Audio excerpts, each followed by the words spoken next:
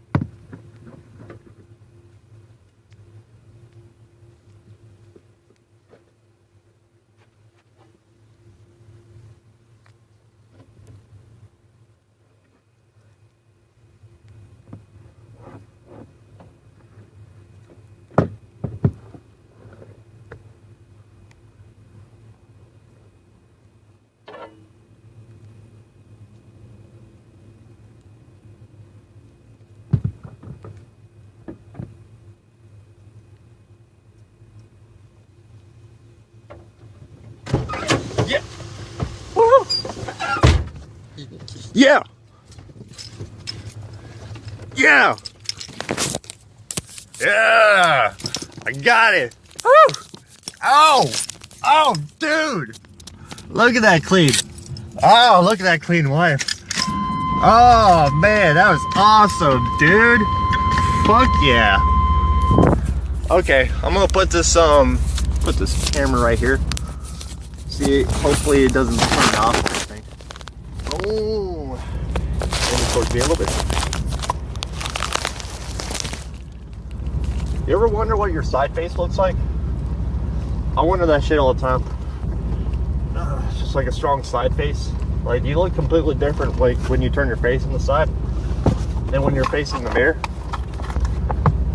Okay, well, the story's really fucking long, so I want to cut it pretty short.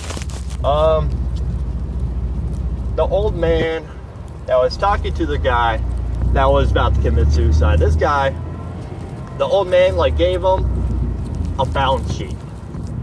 But the balance sheet wasn't like an actual balance sheet. It was a life balance sheet. And it was life, assets, and liability. And the, you know, he had the assets and liability sheet, and he said, just, okay, you know, your it's pretty much your blessings and your problems, just put them right there on your sheet. And I'm gonna cut my face off. There we go. Sorry, got no face. There we go. A little bit more face there. A life balance sheet, yeah. And pretty much he just started on the life balance sheet. The guy, the depressed dude that lost all his money and all that, he just like put all his problems on the sheet. He put, like, that's what he put first. He just like had this big ass list of problems. This. And like he put that on the liability side. He's like, you started with the liability. You didn't start with the assets. He was focusing on the problem and not the solution, and not to be happy about. He was focusing on what was wrong. He wasn't focusing on his blessings. So he didn't put anything on the asset side yet.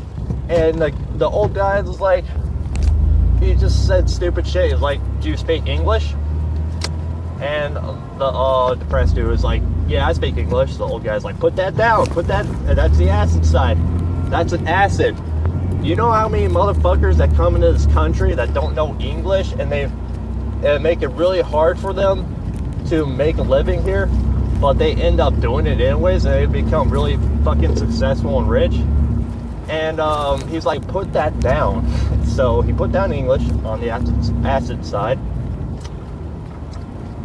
He said something stupid like, do you have arms and legs? I was like, yeah. Okay, the acid. Let's see. You even drive a car? He's like, yeah. Put that down, dude. Like it's like counting your blessings. Like it could be something simple. Like, are you breathing? Put that down. There we go. And what I thought was pretty funny, I was doing this the other night. Like, I was just putting down the assets and liability of life, because on a daily basis, I like to find out how I could find out my strengths and weaknesses more and more every day by the day. I feel like that's really important, with life, and just learning. It's very important.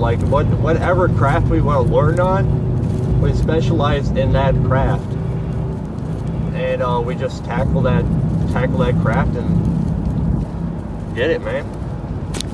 So, hold on a sec. My face keeps getting cut off. There we go. But I wrote down the acid side, and I thought something about it's not that bad. I wrote down one thing I wrote down, which I feel like a lot of people can relate, because I used to not always relate to this. Was in fact there's people in my life that I could just be myself around, and I could just be myself around, and I get unconditional love and support from them. And when I wrote that down, I kind of cried a little bit, because it made me really fucking happy, and because that's really it. When you're more present with your emotions, a lot of people, we're taught to grow up, dude. There's a couple people that one coach, one of my favorite, what's his name? Coach Corey Lane. He's one of my favorite love coaches, and also entrepreneur coaches. And yeah, he teaches this. He says if you're present with your emotions, you be like a kid. Just become present with your emotions, and then you're over it. Instead of being a lot of times, when we're adults, we're taught to oppress our emotions, especially with men, taught to oppress our emotions because we don't want to show our masculinity. But that's bottling something up inside, and that's gonna manifest in unhealthy ways and unhealthy habits.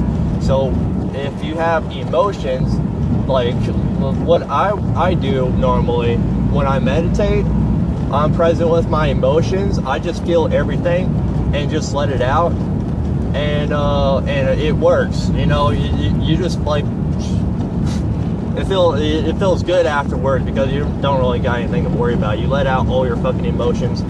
Take time out of your day to let out all your fucking emotions or whatever, and then you're just present with your emotions, and then you're over it. It's it barely happened. And that's how little kids react. They trip, they get a scab, they get a bruise, and they cry for a little bit, but 5 minutes later they're over it, and now they're playing again. And as adults, we oppress that part. So that's one thing, and be present with your emotions. And on this, I'm about to drive into some cool ass shit, dude. We're gonna see some beautiful nature. Yeah, I'm driving pretty slow too.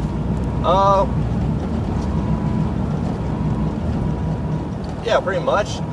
The funny thing is, when I was writing the asset and liability side, it's the liability was what my liability is. This is for everybody, dude. I'm not just talking about me.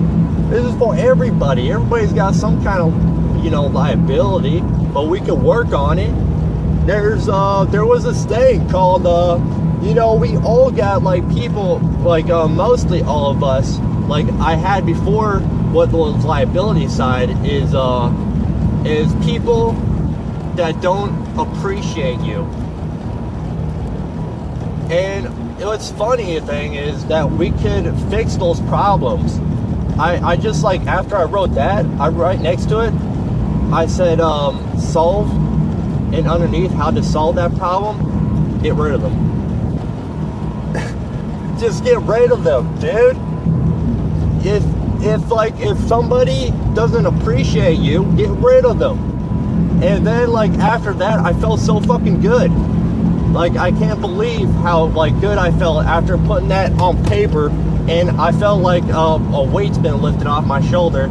And I feel like we have that a lot. We have people in our lives sometimes that don't appreciate you at all, and they don't show it. They show it in their body language. They show it in their. They show like this. You know, like the way they talk to you, and they even tell you in person, or they gossip behind you. I wrote down, get rid of them. They don't need to be in your life. All we need in our life is somebody that supports us. Somebody that, because I wrote down, like, my acid side is for people that love me for who I am and I can be myself around. And the liability side is basically of people that don't appreciate you. And that's what happened to me. Like a few years, like, it took me a while to just, like, you know, I just got, you know, I was always around people that didn't appreciate me. And then after a while, I got rid of all those people, and I felt so much better. I felt like I could be my fucking self, dude. Like, I felt like, you know, even, like, by yourself, like, to me, like, being alone is like a super spiritual thing. It's like working more on your internal foundation, because if you don't work on yourself internally, how can you work on yourself, like, externally and actually do good for others? And yeah, dude, that's pretty much it. I'm gonna see who's online. Woo! Yeah, dude, I'm gonna play a show tonight. My friend is having an album release party. I'm gonna invite people to it soon. My friend Nick. Yeah, we're about to, like, drive through some badass woods, dude. I got, like, oh, check this out. It's a fucking power plant. Whoa, what? I don't know, but I'm gonna drive pretty far out. Hopefully I got reception. My reception might die, but I don't care.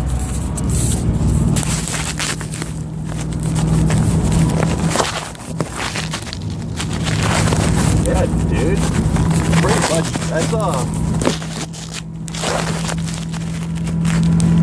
That's pretty much it. And I'll watch the video. Alright, turn this on.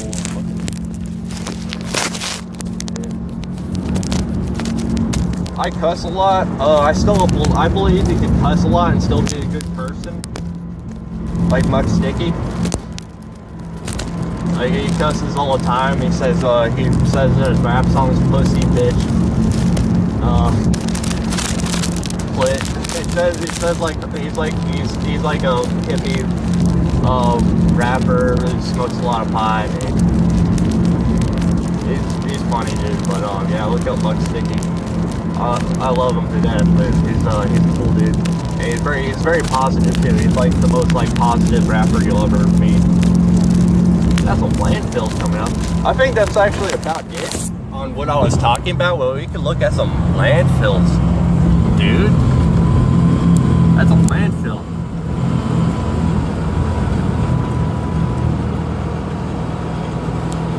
Yep. Gotta go pretty far out because we want to go past the power plant and all this crap, man-made bullshit. But yeah, it'll be worth it. I'm gonna show you where I get my Zen on. Possibly it's pretty far out. I don't know if I'll drive that far out because I want want to save some gas for the party, you know. Look at that. Oh, that's pretty cool. That's something.